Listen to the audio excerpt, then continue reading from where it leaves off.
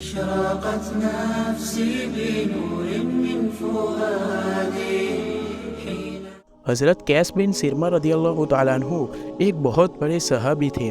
यह सहाबी अबू सिरमा से भी जाने जाते थे। आप मदीना के अंसार सहाबियों में से थे और आप जंगे बदर, जंगे उहद और गज़वे खंदक जैसी बड़ी बड़ी जंगों में भी शामिल हुए थे। यह सहाबी एक बार अपने घर में तशरीफ़ लाए और यह तब की बात है जब रोज़ा हमारे पर फ़र्ज़ ही हुए थे। तब रोज़ा में इफ्तारी के बाद खाना मना था। अगर कोई इफ्तारी के बाद सो जाता तो उसे जब उठता तब से रोज़े की नीयत करके रोज़ा रख लेना पड़ता था। मतलब कि अगर कोई सो जाता तो उसके दूसरे रोज़े का समय शुरू हो जाता। अब यह सहाबी घर में तशरीफ़ लाए। यह दिन पर मजदूरी करके थक चुके थे। घर में आकर पूछा कि इफ्तारी के लिए कुछ है।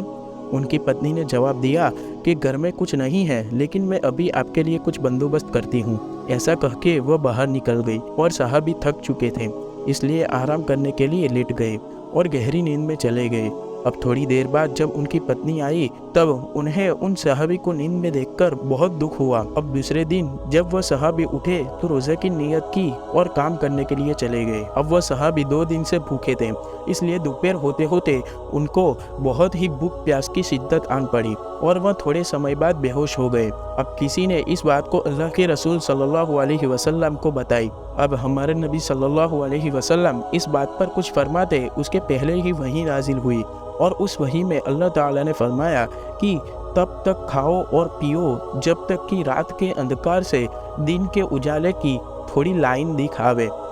वही नाजिल होने के बाद इफ्तारी के बाद सुबह की हल्की लाइन दिखे तब तक खाने पीने की इजाज़त दे दी गई और इस बात से लोग बहुत खुश हुए।